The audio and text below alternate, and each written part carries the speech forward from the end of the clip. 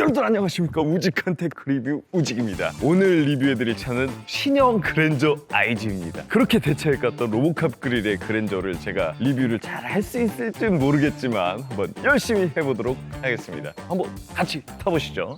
자, 일단 문부터 닫으면 바로 이지 억세스 들어가고요. 자, 여기는 이제 현대 로고가 아니라 점이 4개로 박힌 이런 로고들은 진짜 굉장히 감각적이라고 생각합니다. 굉장히 깔끔해요. 더 이상의 이제 조약돌 디자인도 아니고 굉장히 미래적인 이런 느낌을 줍니다. 그리고 제가 항상 이렇게 칭찬드리는 이런 컬럼식, 이 컬럼식이 들어가 있어서 굉장히 편안하게 이렇게 광활한 센터 공간을 확보할 수 있다는 거. 컵홀더도 남아요. 사실 여기서 이제 여기도 이렇게 해가지고 더 많은 거, 르노 가격표 같은 거 이런 거 이렇게 넣어놓을 수도 있고요. 그리고 웬만한 물리 버튼들은 다 센터에 제 손이 바로 닿을 수 있는 이곳에 다 있습니다. 시동 한번 걸어볼까요? 10인치 12인치 클러스터와 깔끔한 디스플레이가 돋보이고요. 그 디스플레이를 타고 이렇게 유려하게 스무스하게 물결치듯이 이 라인을 그려줌으로써 여기는 화면이 크니까 이 공간이 커 보이고 이제 비는 곳은 검정색을 줄여주면서 밝은 공간이 돋보이고 그럼으로써 이 공간이 훨씬 더 커 보이는 아주 놀라운 효과를 줍니다. 이 현대가 디자인 잘하고 있다는 거 저도 인정합니다. 무선 충전 패드가 들어있는데 미끄러지지 않게, 넓은 공간이지만 미끄러지지 않게 잘 처리를 해놨어요. 고무나 우레탄 같은 재질로 이렇게 만들어 놔가지고 아주 칭찬합니다. 근데 이거는 좀, 자, 이렇게 운전을 하다가 스포츠 모드로 바꾸고 싶어.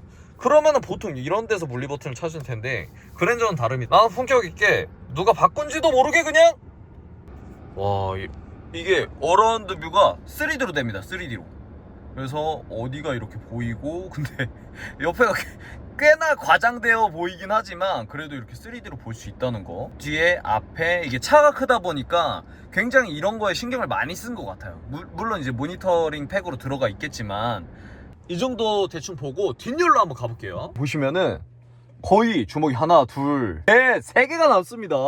거의 전기차야, 전기차. 이래서 대형 세단 하는구나. 헤드룸은 편하게 앉았을 때 기준으로 딱 하나, 딱 좋게 남습니다. 그리고 이 좌석이 약간 어떤 느낌이냐면은 CGV에 가면은 그런 거 있잖아요. 약간 시네플렉스 해가지고 그냥 편안하게 앉아가지고 내 좌석, 내 콜라 하나씩 있고 이렇게 영화 보는 거 있잖아요. 그런 느낌이야. 너무 편하네요. 완전 상석. 완전 대우받는다는 느낌이 굉장히 강하게 듭니다. 그랜저를 가장 쉽게 이제 표현을 하자면은 국산 고급 세단. 과거에 제네시스가 나오기 전에 우리 아버지 세대들이 그랜저를 끌고 다니는 그 유명했던 각 그랜저. 옛날에는 끝판왕이 그랜저였어. 세대가 변화하면서 이렇게 저렇게 변하기도 했지만 여전히 아빠들의 로망이고 여전히 고급 세단의 중심에 있는 것이 바로 그랜저입니다. 그러면서도 그 합리적인 가격의 접점에 있는 것이 또 그랜저라고 생각이 들고요. 오늘 리뷰를 하면서 다른 건 몰라도 이 정숙성 하나만큼은 인정해야 될 것 같아요. 이중접합 유리가 들어가 있고요. 윈드 차음 글라스가 들어가 있습니다. 때문에 바깥에서 들어오는 풍절음이나 노면 소음을 굉장히 잘 잡아줬어요. 딱히 내가 내는 소음 외에는 거슬릴 만한 소리가 들리지 않는다. 프레임리스 도어입니다, 이 차는. 일단은 선이 깔끔해요. 그랜저가 일단은 굉장히 큰 차잖아요. 본닛도 굉장히 길고 너무 크다, 투박한 큰 느낌만 줄 수가 있었는데 차체 라인 자체도 굉장히 날씬하게 잘 뺐고요. 앞에서는 웅장한 쉐입을 딱 벌려주지만 곡선의 라인을 타면서 약간 물결치듯이 이런 라인을 만들어줘가지고 굉장히 슬림하면서도 다부지 멀끔한 정장을 입은 신사 같은 이미지를 주게 됐습니다. 이 안에 보시면 또 이 프레임리스 백미러가 있거든요. 이 그랜저는 프레임리스의 진심이다. 그래서 전체적으로 쉐입이 다 깔끔해요. 와, 트렁크를 보고 또 깜짝 놀랐습니다. 트렁크가 국가 권력급이야. 아마도 제가 골프를 치진 않아서 모르겠지만 그래도 골프백이 3개는 들어갈 것 같은 느낌이에요. 광활한 트렁크 공간을 보여줬습니다. 만약에 내가 자녀가 있고 세단을 타야 하는 아빠다 라고 생각하면은 난 무조건 그랜저 탈 것 같아. 자, 그리고 제가 한번 또 니로 차주 부심 한번 또 부려볼까요? 공인 연비가 9에서 13 정도는 나왔던 걸로 기억을 하거든요. 제가 오늘 한번 초기화를 해보고 출근길 동안 연비가 얼마나 나오는지 그래도 못해도 13은 찍지 않을까 라는 생각을 하는데, 그리고 또 이렇게 말씀하시는 분들이 있을 수 있어요. 제네시스도 있고 벤츠 E클래스, 5 시리즈 A6 뭐 이런 것들도 있는데, 아니 무슨 국산 현대 뭐 세단 가지고 뭐 고급감을 논하냐. 저는 이렇게 생각해요. 물론 가격대가 높은 차는 고급감이 더 좋을 수밖에 없어요. 재질에도 차이가 날 수 있고요, 인포테인먼트 뭐 구성 요소들에서 많이 차이가 날 수가 있죠. 근데 지향하는 점이 고급 세단이라는 거에 포인트가 있다는 거예요. 이런 프레임리스로 깔끔한 포인트를 줬다던가, 뒷좌석의 편안함에, 컴포트함에 포인트를 줬다던가, 그 한정된 내부 안에서 어떤 것에 비중을 두고 어떤 것에 포인트를 두고 설계를 했다는 게 중요하다는 거죠. 그래서 그랜저는 컴포트함, 그 안에서의 고급감을 내려고 많이 노력한 차다. 그럼에도 가격대가 그렇게 사악하지 않지 않습니까? 뭐 수입차라던가 뭐 요즘 제네시스 다 비싸잖아요. 어느 정도 이제 연령이 있거나 혹은 엄청난 성공을 이뤘거나, 그렇지 않으면은 사실상 그런 고급 세단들은 꿈꾸기 어렵단 말이에요. 근데 그 접점에 있는 게 저는 바로 그랜저라고 생각합니다. 현실적인 아빠의 고급 세단. 물론 옵션에 옵션을 더하다 보면은 5천만 원이 넘어가기도 하지만, 사실상 요즘에는 국산 소형 SUV도 옵션 조금 더하면은 그냥 4천이 넘어가는 시대입니다. 요즘 시대는 현명한 소비를 해야 되는 시대다. 어찌됐건 자동차는 소비재잖아요. 그렇기 때문에 감가상각이 되고 가치가 떨어져요. 그러니까 현명한 소비를 해야 된다고 생각해요. 나는 무조건 풀옵션이라는 타이틀을 달아야 돼. 풀옵션 있어야만 만족을 해. 가오가 내 몸을 지배했어. 내가 밖에 나가서 친구들한테 이 차가 풀옵션이 아니라고 얘기를 하면은 입에 가시가 돋고 진짜 미친 사람이 될 것만 같아. 가난한 사람으로 보여질 것만 같아. 약간 이런 거 아니라면 옵션도 요즘에 공부하십시오. 깡통에 뭐가 있고 어떤 옵션을 넣어야 내가 만족할 만하고, 그리고 그거 남은 돈으로 투자를 하세요. 그 돈들이 다 기회비용인데. 중간쯤 왔는데 이거 하이브리드 아니거든요? 연비가 18이 찍혔어요. 18이 이 무슨 말이야. 18 이렇게 막 계속 나가는 고속도로도 아니고 출근길이어서 꽤나 막히고 있거든요. 근데 이제 설렁설렁 이제 가다 보니까 18이 찍혔어요. 옛날 버릇 숨길 수 없는 건가?